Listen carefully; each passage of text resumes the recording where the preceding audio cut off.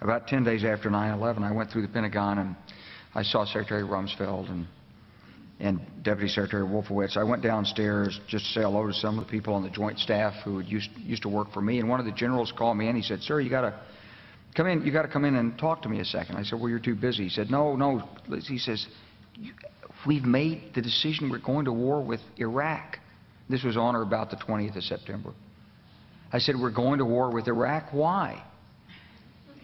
He said, "I don't know."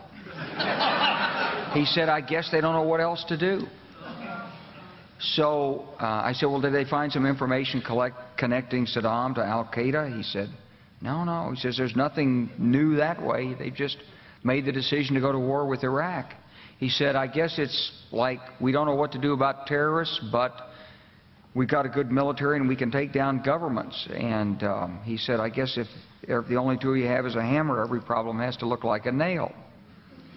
So I came back to see him a few weeks later, and by that time we were bombing in Afghanistan. I said, "Are we still going to war with Iraq?" And he said, "Oh, it's worse than that."